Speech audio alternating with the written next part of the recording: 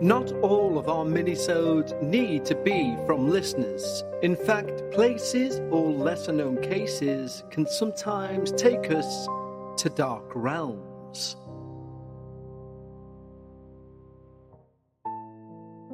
Hello everyone, and welcome back once more as we take a step into another dark realm.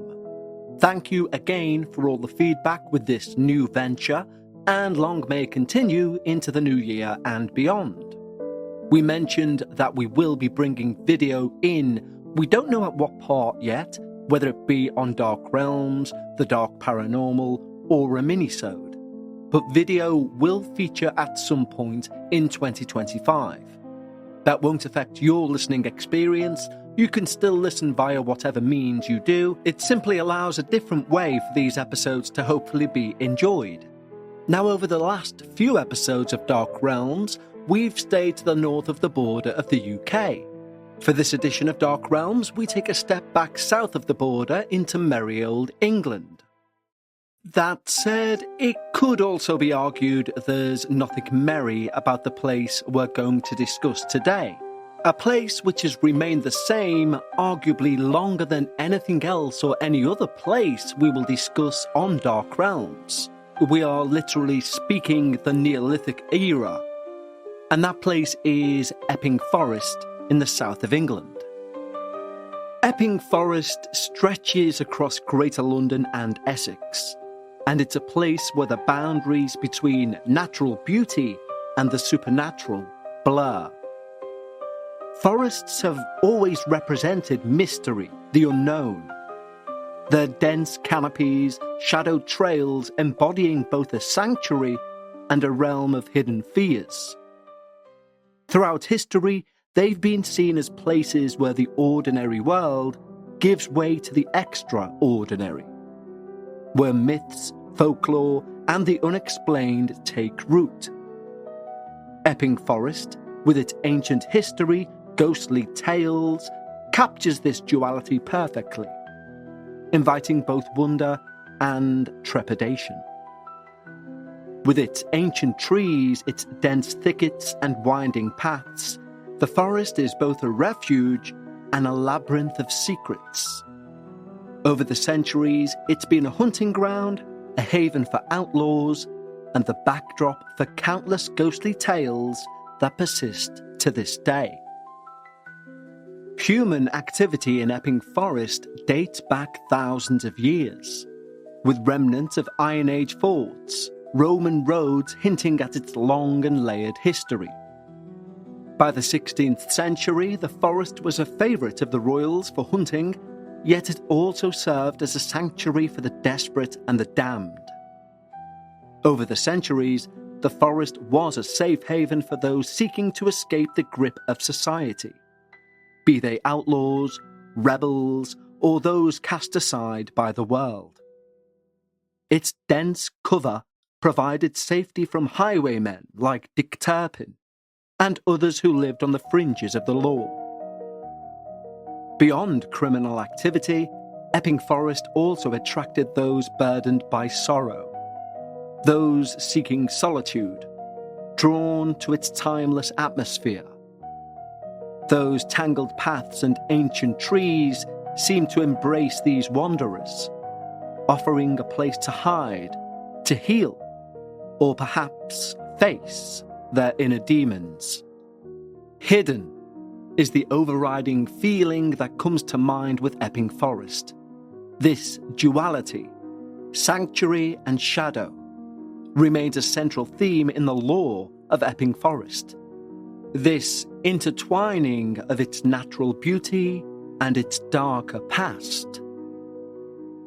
Inseparable from the lore of Epping Forest is the infamous 18th century highwayman, Dick Turpin.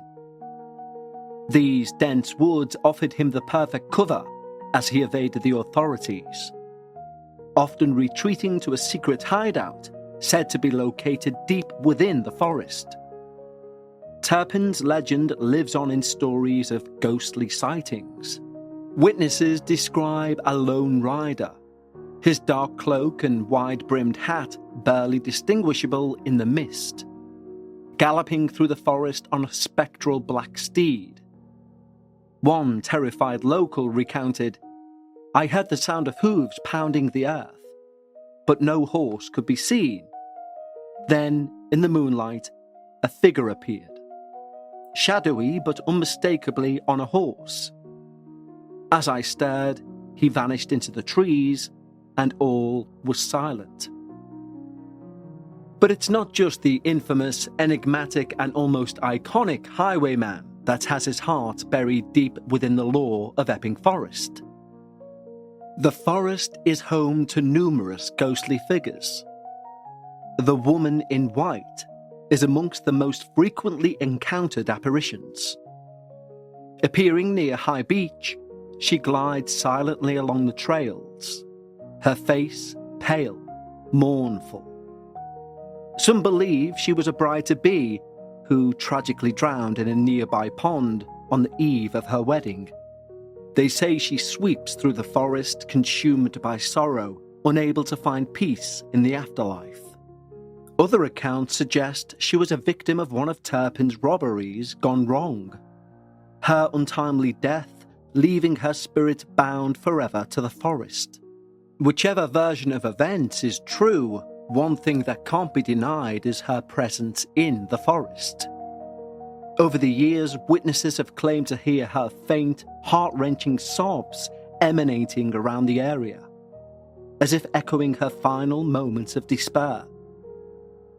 Her appearances are often accompanied by a sudden drop in temperature, an oppressive sense of melancholy, one that lingers long after she vanishes. Her spectral figure has become a poignant symbol of the forest's tragic and mysterious allure, drawing both fear and sympathy from those who encounter her. Witnesses often report an unexplainable chill preceding her appearance. One morning hiker described, "She was there one moment, just ahead of me on the path. I called out, thinking maybe she was lost. But she turned and looked at me. It was clear she'd been crying or was at least upset. And then she disappeared, and the air all around me turned icy." But the forest shadows also hide more ambiguous entities. Many visitors report the unsettling sensation of feeling eyes on them from all around. Let's take a quick break in proceedings to talk to you about the holiday season and the M word. Not mistletoe, money. Because food, decorations, presents, they don't come for free, and at this time of year, everyone knows to the last digit what is in their bank account. Well, I know I do anyway, and when I get my statement in January, I look and think, I didn't need to go out then, I didn't need to buy that, I didn't need to buy as many of those. And I kick myself and say, next year you'll do something better with your money. And that was me rinse and repeat until last year when I actually did. Now, you'll have heard me talk about Acorns before, and there's a reason for it, because Acorns make it easy to start automatically saving and investing for you, your kids, your retirement, even during the holidays. You don't need to be an expert. Acorns will recommend a diversified portfolio that matches you. And you don't need a ton of time. You can create your Acorns account and start automatically investing your money in just 5 minutes. And you don't need to be rich. Acorns lets you get started with the spare money you've got right now. That could be $5 a day or just even your spare change. That's right, Acorns can round every purchase you make up to $1 and automatically invest that spare change for you. So if you buy a coffee on the way to work, that's investing. And you can get bonus investments just for buying the stuff you need from the brands you love. The change I said I made last year, well, I looked at all the excess I would have spent and I invested it. And believe me, guys, that's why Acorns are so important. And I'll be doing the same this year, because when you look at your statement in January and you see you've invested money instead of wasting it, it's a great feeling. So head over to acorns.com/darkparanormal or download the Acorns app to start saving and investing for your future today. Paid non-client endorsements. Compensation provides incentive to positively promote Acorns. Investment involves risk. Acorns Advisors LLC, an SEC registered investment advisor. View important disclosures at acorns.com/darkparanormal. This experience has become synonymous with Epping Forest's eerie reputation. The phenomenon is frequently attributed to a spirit known only as the Watcher. an enigmatic presence that seems to linger at the edges of your perception. Descriptions of the Watcher vary, but most agree on its unsettling characteristics. A tall, shadowy figure that's neither fully seen nor entirely absent. Some believe it to be a guardian of the forest, a silent sentinel observing the intruders, with a mix of indifference and foreboding. Others see it as a darker entity, a manifestation of the forest's accumulated energy or its violent history. Paranormal investigators will often detect spikes in electromagnetic activity in areas with these reports. One anonymous investigator noted, "As we walked the trail, the sensation of being followed was overwhelming.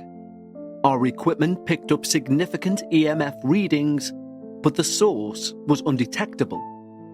It was like the forest itself was alive and observing us." Stepping away from the ever-present observing eyes of the Watcher, we find, perched on the forest's edge, the Wake's Arms, a former coaching inn which is infamous for its supernatural occurrences, drawing both skeptics and believers alike. Guests and staff have always reported a litany of eerie events, including footsteps echoing through the empty hallways, doors opening and closing of their own accord, and the unsettling appearance of shadowy figures dressed in 18th century attire. Objects are said to move around without any discernible cause, and some visitors have even claimed to feel an icy hand brush against them, only to find no one there. One particularly chilling tale involves the apparition of a landlord who met a violent end on the premises. Eyewitness accounts describe his spectral form lingering near the bar, his expression a mix of both sorrow and anger. On several occasions, bottles have reportedly been thrown from the shelves without warning, as if by an unseen force. A medium visiting the inn claimed to have channeled the landlord's spirit during a séance, revealing vivid details about his life and the circumstances around his death. These details, astonishingly, were later corroborated by historical record, lending an air of credibility to the haunting. The medium described the landlord's lingering presence as one of unresolved conflict, suggesting that his spirit remains bound to the inn by the violent nature of his demise. This tale, combined with numerous unexplained phenomena, cements the Wake's Arms as one of the most haunted locations that border Epping Forest. The forest itself seems to amplify the paranormal. Its dense foliage and natural acoustics turn rustling leaves into whispers, and distant footsteps into approaching threats. Some theorists suggest that Epping Forest acts as a spiritual amplifier, heightening supernatural phenomena and intensifying the experiences of those who visit its shadowy depths. This belief is rooted in the idea that the forest's ancient trees, some of which are over 1,000 years old, have absorbed the energies of countless generations. Stories of druidic rituals, said to have been performed beneath the forest's sprawling oaks. All of these things added together create a mystical dimension to the reputation of the forest. These rituals, meant to honor nature and summon protective spirits, may have left behind a residual energy, one that resonates through the forest to this very day. Such lingering energy, combined with the area's natural acoustics and atmosphere, create a unique setting where the boundary between the natural and the supernatural dissolves. Visitors will often report an overwhelming feeling or sense of connection to the past, as though the very land itself remembers the ancient rites once performed there. These encounters leave some visitors shaken, and others with a new outlook on life. Perhaps if there is an overriding spirit that looks after the forest itself, it determines who is shaken and who is given a gift of looking at life through a new lens. And of course, what expanse of UK woodland wouldn't have its own black shuck? The spectral canine, usually large with fiery eyes, is seen by some as an omen of ill fortune, and by others as a malevolent creature in its own right.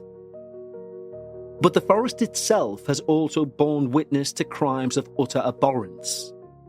Earlier, we mentioned the theory that trees may be able to witness certain acts, store feelings, sights, emotions. In the early 80s, 2 young boys were horrifically murdered in the most foul of ways. Their bodies left next to each other, barely covered nor hidden in one of the many copses of the forest. There is a certain copse that even today, ramblers or dog walkers state upon entering, they note a complete deafening silence. There is no bird song, branches do not creak, sounds from further afield do not enter, and there's a pervasive feeling to leave, which quickly sets upon them. And as soon as they step out of the copse, the audio of the real world floods the ears, birdsong, winds in the trees, life. Even in the 90s, allegations of satanic practices, including child sacrifice, seeped from the woods, to the locals, to the police, and then to the highest courts in the land.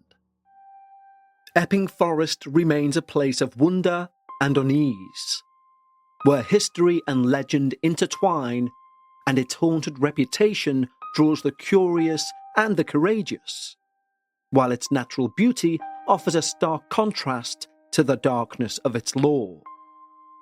Whether one seeks tranquility or thrill, Epping Forest delivers both, often in equal measure, but sometimes heavily weighted on one side or the other. As the sun dips below the horizon and shadows deepen, the forest seems to begin to breathe, whisper, watch. And those who are brave enough to wander its paths at that time may find themselves questioning the source of every rustle, every movement in the corner of their eye, and everything they feel. In Epping Forest, the line between the seen and unseen, the natural and the supernatural, is, and has been for millennia, razor thin. Thank you everyone for listening to this journey into Epping Forest, and join me next week when we take another step into another dark realm. Until then, stay safe and take care.